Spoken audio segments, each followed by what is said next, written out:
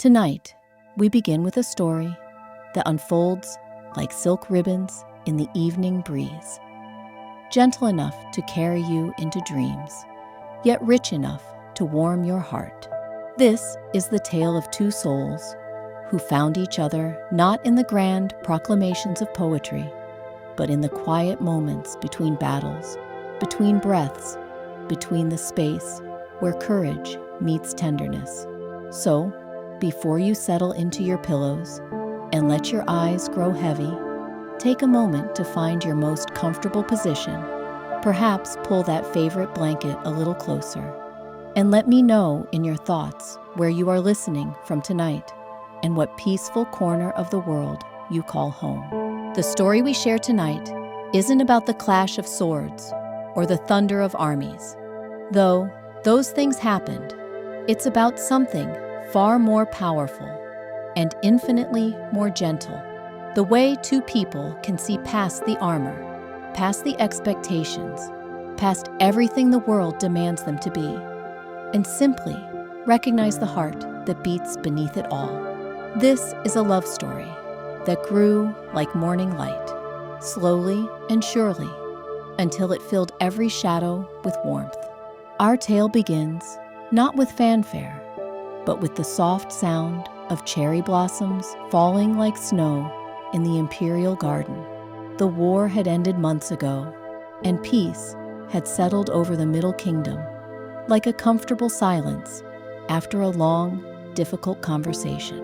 In the capital city, where red-tiled roofs caught the golden light of sunset and lanterns began their nightly dance against the gathering dusk, life had found its rhythm once more. Captain Li Shang stood at the window of his modest quarters, watching those same blossoms drift past the glass.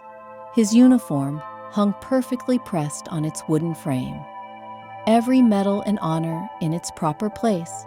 But tonight, he wore only simple robes, the color of deep forest green. His shoulders, once rigid with the weight of command, had softened in these peaceful months, though his eyes still held that steady strength that had guided so many soldiers through impossible odds. He was thinking, as he often did at this hour, about the young soldier who had changed everything. Ping, who had turned out to be Mulan, who had saved not just China, but something deeper, something Shang had never expected to find in the midst of war: trust, understanding, the beginning of something that felt like coming home to a place he'd never been. Down in the village below, past the winding stone paths and through the market squares where vendors were closing their stalls for the evening, Mulan knelt in her family's garden, tending to the late autumn flowers.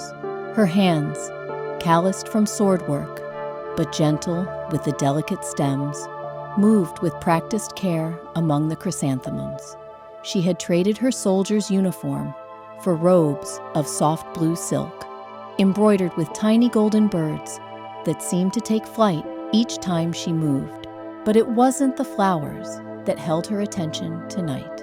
It was the letter that lay beside her on the wooden bench, its imperial seal broken, its contents read and reread until she could recite every carefully chosen word. An invitation to the Harvest Festival celebration at the palace, an invitation that, reading between the formal lines, felt like something more personal, something that made her heart flutter like those tiny embroidered birds on her sleeves. The autumn air carried the scent of burning leaves and the distant sound of temple bells marking the evening hour. Mulan's grandmother sat nearby, her weathered fingers working at an endless piece of embroidery, humming an old song about lovers who found each other across impossible distances. The old woman's eyes twinkled with the kind of knowing that comes only with having watched many seasons of the heart unfold. That letter has been read so many times, child. I'm surprised the ink hasn't worn away.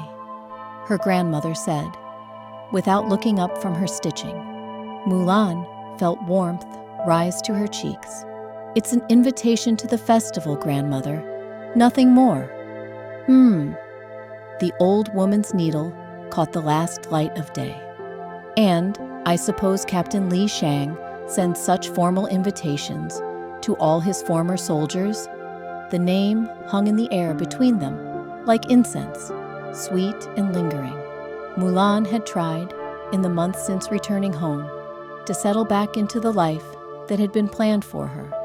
She had learned again the arts of tea ceremony and silk painting, had sat through countless meetings with matchmakers who spoke of suitable marriages and proper alliances. But every evening, when the work was done and the house grew quiet, she found herself remembering not the weight of armor or the clash of battle, but something softer.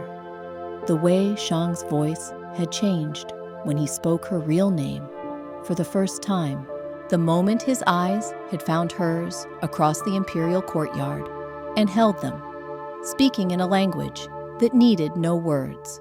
Meanwhile, in the palace quarters, Shang paced the length of his room like a caged tiger, though his restlessness came not from confinement, but from anticipation mixed with uncertainty. The invitation had been sent 3 days ago, and still no response had arrived. Perhaps it had been too forward.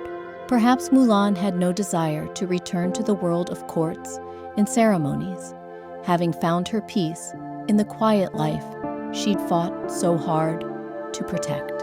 His friend and fellow captain knocked gently at the door before entering.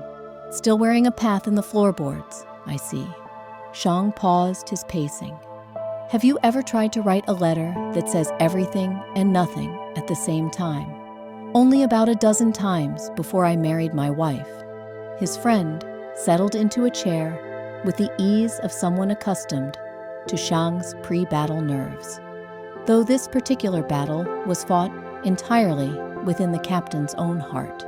What exactly are you afraid of? The question hung in the air like a challenge. Shang had faced down the fiercest enemies of the empire without flinching, had made decisions that affected thousands of lives, had stood before the emperor himself without a tremor in his voice.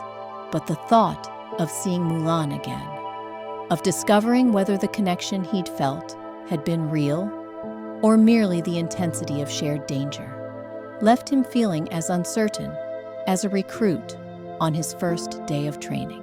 I'm afraid, he said finally, that I imagined it all, that what I felt was just the confusion of war, the gratitude of survival. I'm afraid that she sees me now only as her former commanding officer, nothing more. His friend smiled the knowing smile of a man who had once stood at the same crossroads. And what if you didn't imagine it? What if she's sitting in her family garden right now, reading your invitation for the 10th time, and wondering the exact same thing? Back in that very garden, Mulan was indeed holding the letter again, though now the evening shadows made it impossible to read. She didn't need to see the words anymore. They lived now in the rhythm of her heartbeat, in the hope that fluttered in her chest like a bird testing its wings before flight.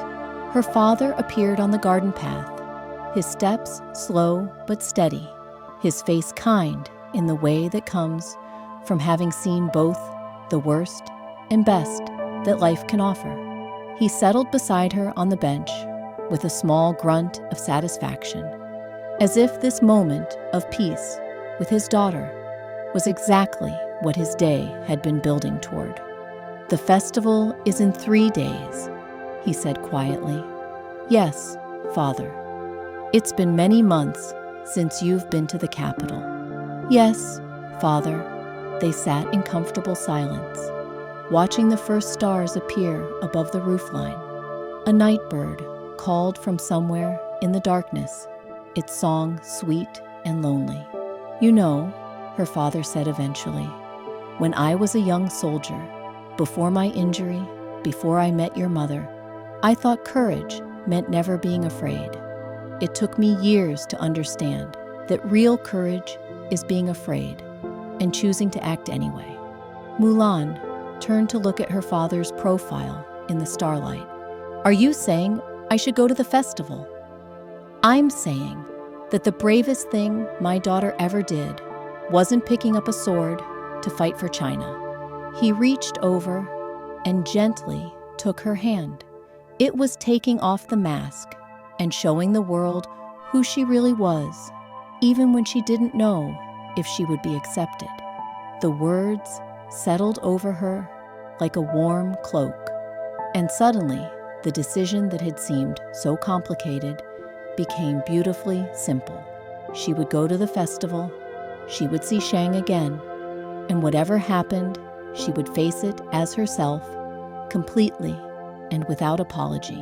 That same evening, 3 days' journey away in the palace, Shang stood once more at his window. But now his stance had changed. The uncertainty remained, but beneath it flowed something steadier: purpose, hope, the recognition that some risks were worth taking, especially when the alternative was wondering for the rest of his life what might have been. He began to make his preparations for the festival, but more importantly, he began to prepare his heart for the possibility of joy. The next 3 days passed like pages, turning in a well-loved book, each one bringing the festival closer with a mixture of anticipation and quiet preparation. In the village, seamstresses worked by candlelight to finish festival robes, their needles catching threads of gold and silver that would shimmer in the lantern light. Children practiced traditional dances in the courtyards, their laughter echoing off stone walls as they stumbled through steps their grandparents had taught them. The air itself seemed to hum with expectation, as if the entire kingdom was holding its breath for something beautiful to unfold. Mulan spent her mornings helping her mother prepare special festival treats, mooncakes filled with sweet lotus paste and delicate dumplings that required the patience of folding dozens of perfect pleats. Her hands worked automatically at the familiar tasks, but her mind wandered like a butterfly among spring flowers, touching on memories, impossibilities with equal lightness.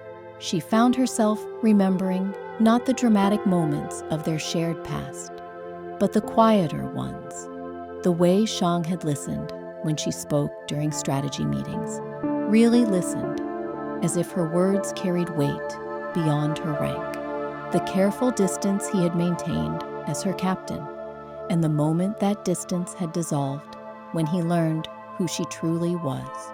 Her mother, wise in the way that comes from years of watching hearts unfold, worked beside her daughter in companionable silence.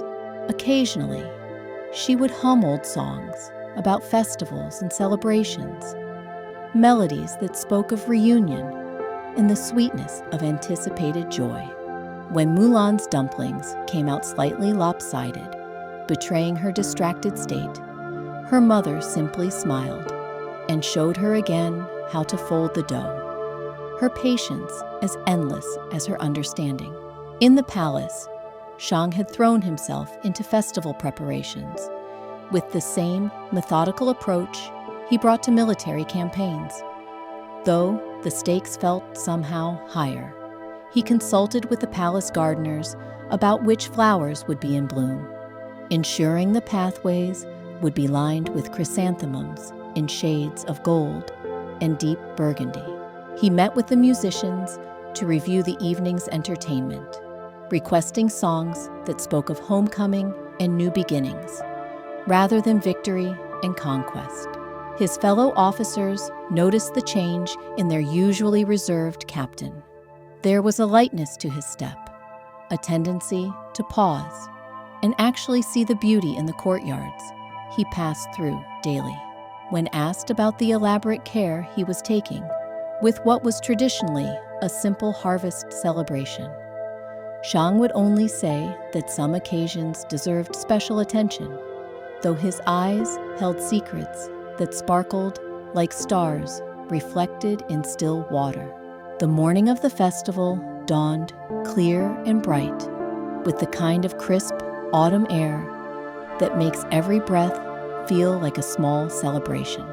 In villages throughout the kingdom, families began their journeys toward the capital, their carts loaded with offerings of grain and fruit, their children wide-eyed with excitement at the prospect of seeing the imperial palace up close. Mulan woke before dawn, not from anxiety, but from the same feeling that stirs birds before migration, a deep knowing that something significant approaches.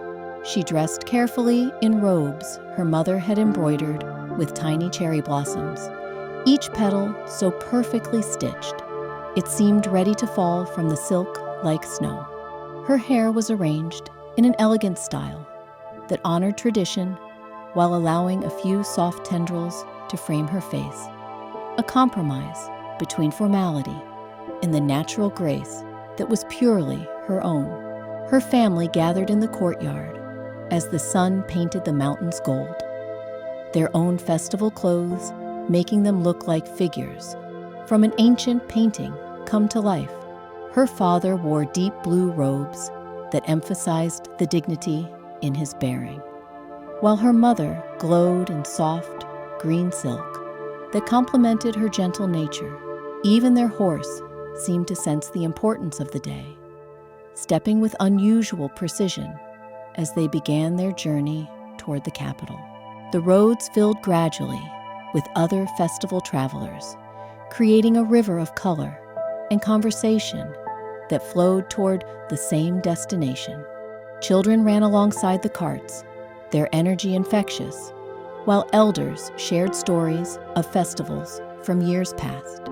Musicians played as they walked, their melodies weaving together into a symphony of celebration that seemed to make the very air dance.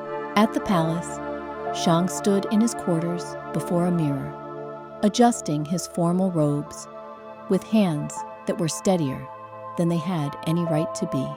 The deep red silk was embroidered with golden dragons that caught the light with every movement, and his hair was bound with a jade ornament that had belonged to his father.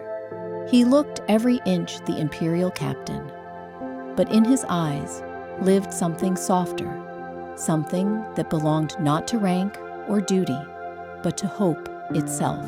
His reflection showed a man who had found peace with himself, who understood finally that strength and tenderness were not opposing forces, but complementary ones, like the sun and moon sharing the same sky. The realization that had been growing within him over the months of peace now stood complete. He was ready not just to see Mulan again, but to let her see him as he truly was, without the armor of command or the distance that protocol demanded. As the morning progressed toward midday, the palace transformed into something from a fairy tale. Silk banners and jewel tones fluttered from every balcony and doorway, while servants arranged mountains of autumn flowers that perfumed the air with sweetness. Tables groaned under the weight of delicacies from across the empire, each dish a work of art designed to delight both eye and palate. The emperor himself walked through the preparations, nodding his approval at arrangements that honored both tradition and innovation. He paused at the garden pavilion where the evening's dancing would take place, noting how the lanterns had been hung to create pools of warm light that would make everyone beautiful, regardless of age or station. His smile held the satisfaction of a ruler who understood that true power sometimes lay in creating moments of pure joy for his people. In the village, families began to arrive at the palace gates in steady streams, their faces bright with anticipation and wonder. Children pressed close to their parents as they passed through the magnificent entrances, while adults tried to maintain dignity while secretly marveling at the opulence surrounding them. Palace guards, dressed in their finest ceremonial armor, welcomed each family with bows that managed to be both respectful and warm. Mulan's family cart joined the colorful procession as they approached the outer walls, and she felt her heart begin to quicken like a drum beaten in slow, steady rhythm. The palace rose before them like something from dreams, its red walls glowing in the afternoon sun, its golden roofs catching light and throwing it back to the sky in brilliant flashes. But more than the architecture, more than the obvious wealth and power, what struck her was the feeling of welcome that seemed to emanate from every decorated doorway and smiling face. As their cart passed through the main gates, Mulan caught sight of familiar figures moving through the crowds, palace officials she recognized from her time as a soldier. Several nodded in her direction with genuine warmth, their faces lighting up with recognition and respect.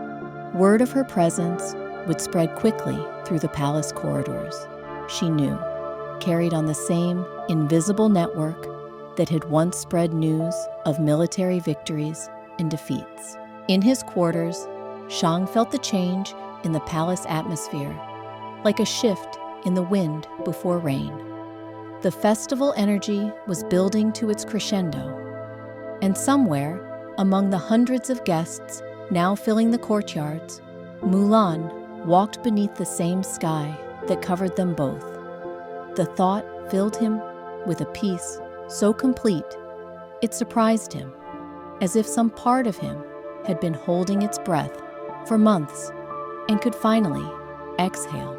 He made his way toward the main courtyard, greeting guests and accepting their compliments on the festival arrangements with gracious words that came easily now. But his eyes, trained by years of military observation, swept continuously across the crowds, searching for one particular figure among the sea of festival colors and faces. The afternoon sun had begun its slow descent toward the western mountains, painting everything in shades of gold and amber that made the palace look like it had been crafted from precious metals rather than stone and wood.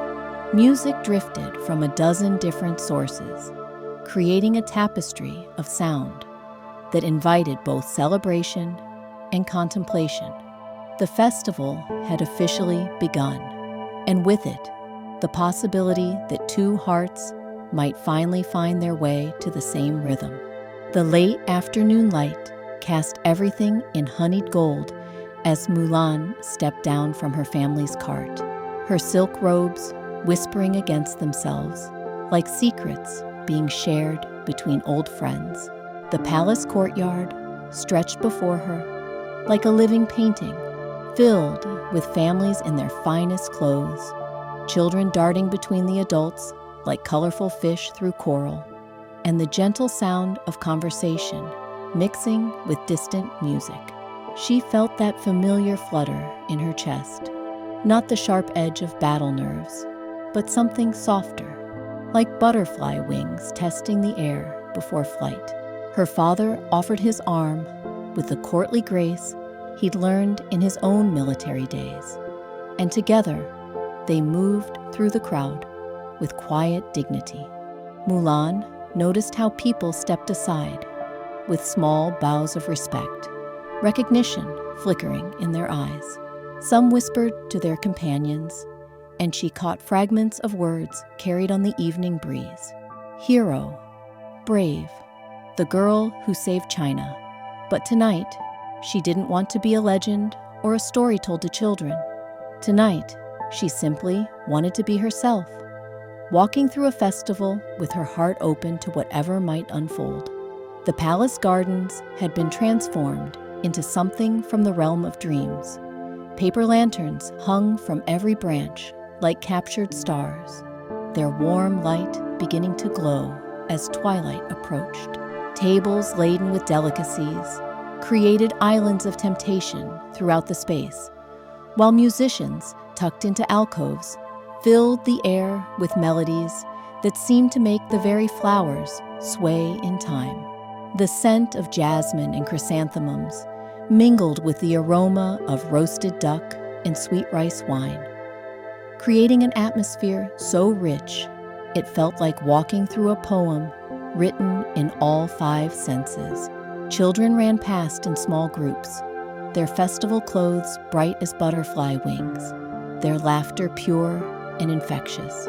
Elderly couples walked arm in arm, pointing out decorations to each other with the comfortable intimacy of shared years. Young families gathered around the food tables, parents helping small hands navigate chopsticks, while grandparents told stories that made everyone lean closer. It was a scene of such perfect contentment that Mulan felt her shoulders relax in a way they hadn't since her return from war. From across the courtyard, partially hidden behind a pillar decorated with climbing roses, Shang watched the Fa family's arrival with the focused attention of a scholar reading sacred texts. He recognized Mulan's father first, the proud, bearing, unmistakable, even in civilian clothes. Then her mother, with her gentle grace. And then Mulan herself stepped into view, and Shang felt the world become suddenly, brilliantly clear. She moved through the crowd with that unique combination of strength and grace he remembered so well. But there was something new in her bearing tonight, a settledness, as if she had finally made peace with all the different parts of herself and woven them into something whole. Her festival robes caught the lantern light and seemed to glow from within. But it was her smile, genuine and unguarded as she greeted other guests, that made his heart perform small acrobatics in his chest. He began to move through the crowd toward her, but not directly. Years of military strategy had taught him patience, and this moment felt too precious to rush. Instead, he wove between groups of celebrants, stopping to exchange pleasantries with visiting dignitaries and palace staff, all while keeping Mulan in his peripheral vision like a navigator tracking a guiding star. The emperor appeared on the main balcony as the sun touched the mountain peaks, his presence causing a gentle hush to fall over the festivities. He wore robes of deep purple silk embroidered with golden phoenixes, and his voice carried easily across the courtyard as he welcomed his people to the harvest celebration. His words spoke of gratitude for the year's bounty, of peace after turmoil, and of the importance of coming together as one people under heaven's protection. As the formal ceremonies concluded and the evening's entertainment began, the crowd naturally reorganized itself into smaller groups. Families claimed spaces around the garden's many fire braziers, their circles of light creating intimate theaters for conversation and laughter. Musicians began a gentle song about autumn moons and faithful hearts, and several couples moved toward the designated dancing area, their movements graceful and unhurried. Mulan found herself separated from her parents as they were drawn into conversation with old family friends, leaving her standing near a fountain whose gentle splash provided a soundtrack of tranquility beneath the festival noise. She didn't mind the solitude. It gave her a chance to truly see the celebration unfolding around her, to notice the careful way servants ensured every guest felt welcome, the pride on parents' faces as they watched their children experience palace grandeur, the quiet contentment that seemed to settle over everyone like a blessed benediction. The sound of familiar footsteps on stone made her turn, and there, approaching through the lantern-dappled shadows, was Captain Mulan Shang, but not the rigid military commander she had known during the war. This man moved with the same confidence, but it was tempered now with something warmer, more human. His festival robes suited him perfectly, the deep red bringing out the strength in his features, while the golden embroidery caught the light with each step. They stood facing each other across 3 feet of space that felt both infinite and non-existent, while around them, the festival continued its gentle celebration. Children's laughter echoed from the nearby pavilion. Musicians struck up a new melody. Lanterns swayed in the evening breeze. But for this moment, the world had narrowed to just 2 people, recognizing something precious and fragile between them. "Lady Mulan," Shang said, his voice carrying the same warmth she remembered from their last conversation. But deeper now, more certain, he bowed with the perfect courtesy due to an honored guest, but his eyes never left hers, and in them she saw respect, admiration, and something that made her pulse quicken like a bird's wings. "Captain Shang," she replied, offering her own bow with the grace her mother had drilled into her since childhood. But her smile was pure Mulan, unguarded and bright, and she saw his formal composure soften in response. They stood there for a heartbeat longer than strict etiquette demanded, each drinking in the sight of the other, confirming that the connection they remembered had been real, had survived the months of separation and the return to ordinary life.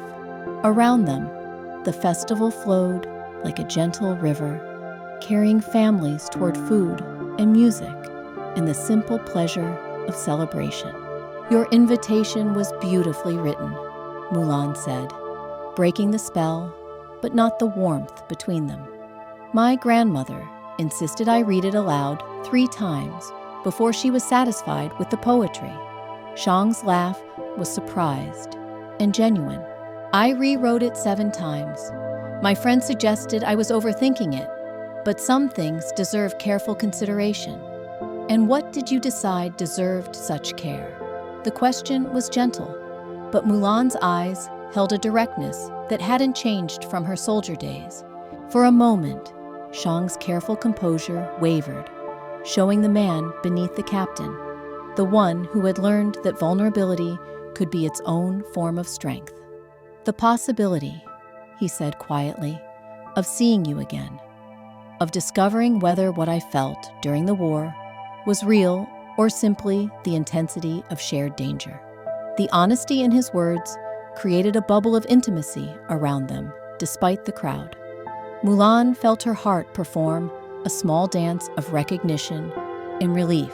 Here was the conversation she had imagined in her garden, the one that would answer all the questions that had kept her awake during these months of peace. "And what have you discovered?"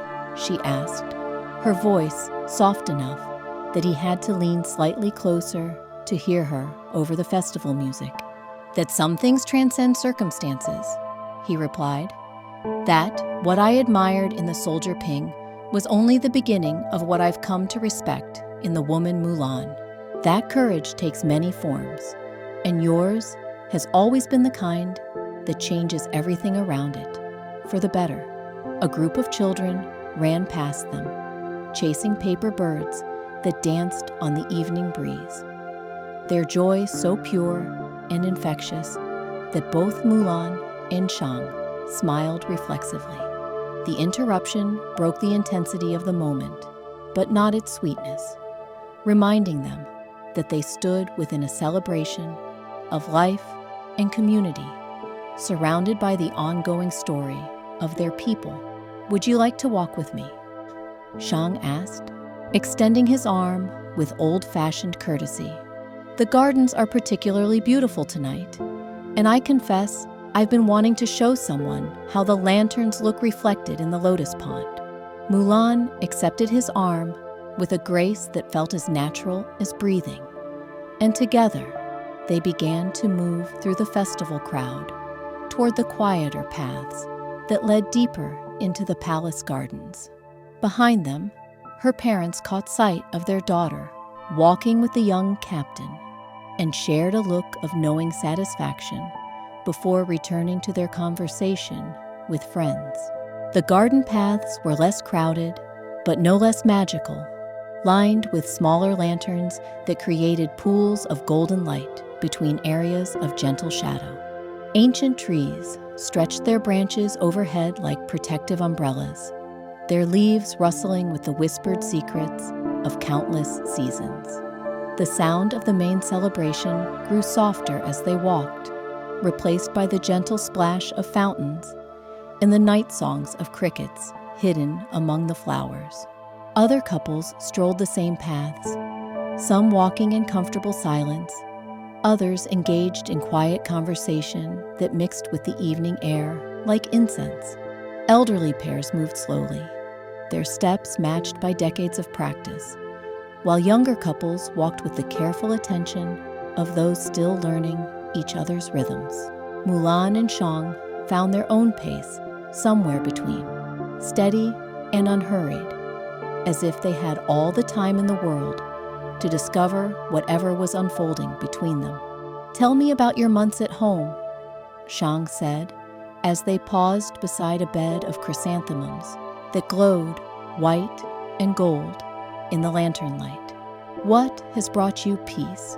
Mulan considered the question, her fingers trailing along the stone balustrade that bordered the flower bed.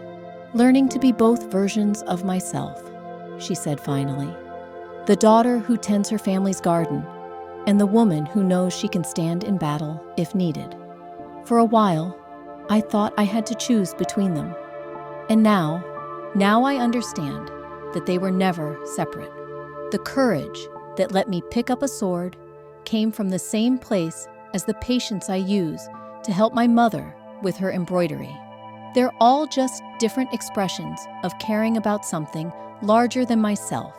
They resumed walking, their conversation weaving between serious reflection and lighter observations about the festival around them. Shang spoke of his own journey toward understanding leadership as service rather than command, while Mulan described the strange experience of being welcomed home as a hero when she still felt like the same person who had left to protect her father. The lotus pond appeared before them like a mirror made of liquid starlight, its surface reflecting the lanterns that hung from surrounding trees and the first evening stars beginning to appear overhead. Stone benches positioned around its perimeter invited contemplation, and several other couples had claimed spots to sit and watch the reflection of lights dance on the water's gentle movement. "It's beautiful," Mulan breathed, and Shang felt a warm satisfaction that his careful planning had created something worthy of this moment. They found an unoccupied bench positioned to offer the best view of both the pond and the distant festival lights, settling beside each other with the comfortable ease of people who had shared far more challenging circumstances. The stone retained some warmth from the day's sun, and the evening air carried the mingled scents of night-blooming jasmine and the lingering aromas of festival food. For a while, they sat in companionable silence, watching lantern light transform the pond into something magical, while around them, the night settled into its most peaceful rhythm. The distant sound of festival music provided a gentle soundtrack, while closer at hand, the quiet conversation of other couples created a backdrop of contentment and celebration. "I've been thinking," Shang said eventually, his voice quiet enough not to disturb the evening's tranquility, "about the difference between duty and choice. For so long, I believed they were the same thing, that a good soldier, a good leader, simply did what was required without question. And now," Mulan asked, unconsciously echoing his earlier question to her, "now, I think the most important choices are the ones we make, not because we must, but because we want to, because they align with who we truly are, not just who we're supposed to be. The words hung between them, like silk threads catching moonlight, delicate but strong enough to hold the weight of everything they hadn't yet said. Mulan turned slightly on the stone bench to face him more directly, her festival robes settling around her like flower petals, finding their natural arrangement. In the lantern light, her expression held that same thoughtful intensity he remembered from strategy meetings, but softer now, warmed by the peace of the evening and the gentle recognition that they were no longer captain and soldier, but simply two people choosing to share this moment. "I understand that feeling," she said, her voice carrying the quiet confidence of someone who had wrestled with similar questions and emerged with clarity. During the war, everything felt predetermined. Survive the next battle, protect the men under your command, serve the emperor. But when I came home, I realized that the most meaningful moments had been the small choices. Choosing to trust my instincts, choosing to speak up during planning sessions, even when protocol said I should stay silent, choosing to reveal who I really was, even when I didn't know what the consequences would be. Sigh. A night bird called from somewhere in the garden's deeper shadows, its song sweet and melancholy, answered by another from across the pond. The sound seemed to emphasize the intimate bubble of conversation they had created, separate from, but harmonious with the world around them. Other couples continued their own quiet discussions nearby, their voices mixing with the gentle splash of fountains and the distant celebration like instruments in a perfectly orchestrated symphony. Shang found himself watching the way lantern light played across Mulan's features, highlighting the strength in her jaw and the gentleness in her eyes. "I've been wondering," he said, surprising himself with his directness, "if you ever think about those quiet moments during the campaign, not the battles or the ceremonies, but the times in between, when we would sit by the fire after the day's march, planning the next day's route." "Every day," she answered without hesitation, then seemed surprised by her own honesty. A soft blush colored her cheeks, visible even in the golden light. "I remember how you would listen when I suggested alternative approaches to problems, how you treated my ideas as worthy of consideration, even when you didn't know who I really was. Those moments felt more real than anything else in my life at the time." "They were real," Shang said, leaning slightly closer, drawn by the warmth in her voice and the truth in her words. "Everything else was duty and necessity. But those conversations, the way we worked together to solve problems, the trust that developed between us, that was choice. That was us deciding to see each other as more than just ranks and roles." The festival sounds shifted around them as the evening progressed toward its deeper hours. Children's voices grew less frequent as families with young ones began their journeys home, while the music took on a softer quality, melodies meant for contemplation rather than celebration.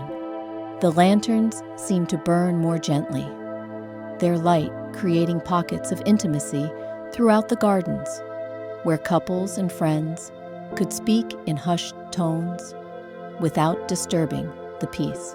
"I brought you something," Mulan said suddenly, reaching into the small silk pouch she carried. Her fingers emerged, holding a delicate object that caught the light like captured starshine. "It's not much, just something I made during the quiet months at home. I thought, if I saw you tonight, I wanted you to have it."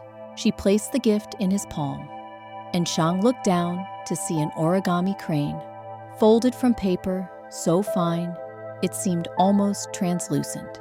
But this was no ordinary paper bird. Tiny brush strokes decorated its wings with miniature scenes, mountains and clouds, and flowering branches painted with the skill of a master artist. Each detail was perfect, from the delicate curve of its neck to the precise fold of its tail feathers. "Mulan, this is extraordinary," he breathed, holding the crane up to catch the lantern light. The painted scenes seemed to move in the flickering illumination, creating the illusion that the paper bird might take flight at any moment. The artistry alone must have taken hours. 3 weeks of evenings, she admitted, with a smile that held both pride and shyness. "My grandmother taught me the painting technique when I was young, but I'd never tried to combine it with paper folding before. Each wing tells a different story. This one shows the mountain pass, where we first worked together to solve the supply route problem. And this side depicts the valley, where you trusted me to scout ahead, even though it went against standard protocol." Shang turned the crane carefully, studying each miniature masterpiece. The level of detail was breathtaking, but more than the technical skill, he was moved by what the gift represented. Hours of careful work, memories chosen and preserved in the most delicate possible medium, offered to him with the kind of trust that made his heart feel simultaneously light and grounded. "I'll treasure this always," he said, and the solemnity in his voice made it clear he understood the deeper meaning behind the gesture. "But now I'm embarrassed by my own gift. It seems so simple in comparison. You have something for me?" The surprise and delight in Mulan's voice reminded him of a child discovering an unexpected present, and he felt a warmth spread through his chest at her obvious pleasure. From his own robes, Shang withdrew a small wooden box, its surface worn smooth by careful handling and age. The wood was dark with years, but its grain still showed the beautiful patterns that marked it as crafted from precious sandalwood. A simple brass clasp held it closed, and the entire piece fit easily in the palm of his hand. "This belonged to my father," he said, offering the box to Mulan with the same careful reverence she had shown with her crane. He carried it through his own campaigns and his father before him. It's meant to hold whatever you consider most precious, small enough to keep close to your heart. Mulan accepted the box with both hands, feeling the weight of history and sentiment it carried. The wood was warm from Shang's body heat, and when she opened the tiny clasp, the lid revealed an interior lined with silk, the color of deep midnight, worn soft by generations of use. The faint scent of sandalwood and something else, something that might have been incense or simply the passage of time, rose from within. "Shang, this is your family heritage. I couldn't possibly—" "Please," he said, his voice gentle but firm. "My father told me before he died that this box was waiting for the right person, someone who would understand that its value wasn't in the wood or the craftsmanship, but in the love it had held. I've carried it empty for years, waiting to understand what he meant. Tonight, I finally do." Their eyes met across the small space between them, and something shifted in the air around them, becoming charged with possibility in the recognition that they stood at the threshold of something new. The festival continued its gentle celebration in the background, but for this moment, the world had narrowed to just two people offering each other gifts that represented far more than the objects themselves. "What did your father keep in it?" Mulan asked, her fingers tracing the smooth edges of the box. "Letters from my mother during their courtship, a pressed flower from their wedding day, a lock of hair from when I took my first steps. Small things that held the story of their love and their family." Shang's voice carried the warmth of cherished memories. He said that the most precious things in life are often the ones that fit in your pocket but fill your entire heart A gentle breeze stirred the air around them, carrying with it the sound of distant laughter and the rustle of leaves overhead. The lanterns swayed slightly, making their reflections dance across the pond's surface like golden fish swimming through liquid starlight. Other couples had begun to drift back toward the main celebration as the evening grew later, but Mulan and Shang remained in their peaceful alcove, reluctant to break the spell that had settled over them.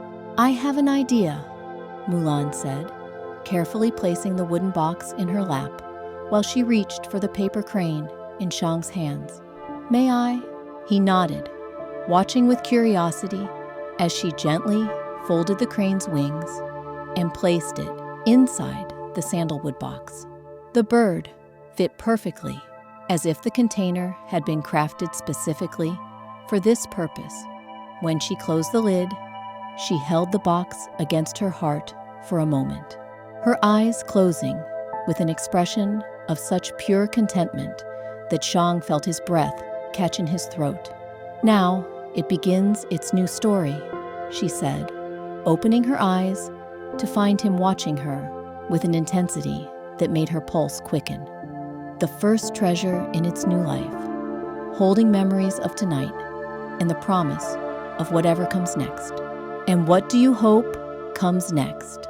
The question emerged before Shang could stop it, carrying with it all the uncertainty and hope he had been harboring for months. It hung in the air between them, like a bridge waiting to be crossed. Mulan was quiet for a long moment, her gaze drifting across the pond where lantern light continued its gentle dance on the water's surface. When she spoke, her words carried the weight of careful thought and an honest emotion. "I hope for more evenings like this one," she said. "More conversations where we can be completely ourselves, without the weight of war or the expectations of others. I hope for the chance to discover who we are together when we're not defined by duty or crisis."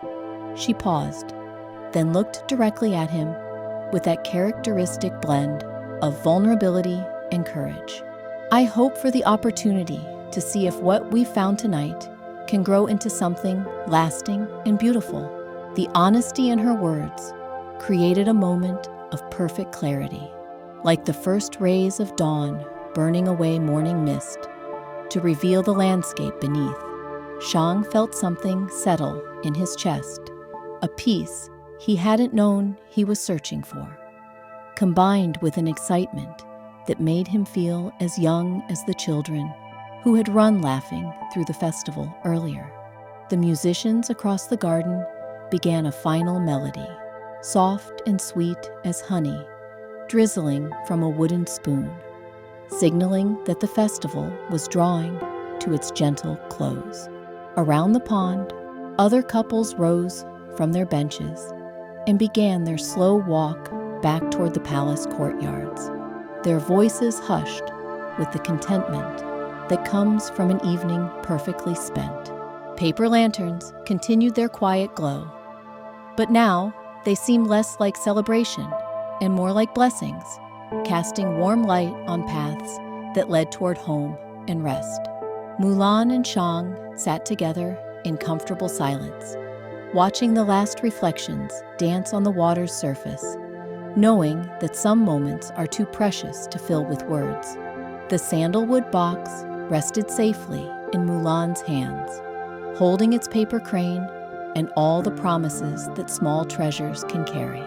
Tomorrow would bring new choices, new possibilities, new chances to discover what their hearts already knew. But tonight was complete, wrapped in lantern light and the gentle sound of water lapping against stone. As families gathered their sleepy children and began their journeys home under stars that seemed to shine with extra brightness, two souls who had found each other across impossible distances settled into the peaceful knowledge that some stories don't need dramatic endings, only the quiet certainty that love, like morning light, grows slowly and surely until it fills every shadow with warmth.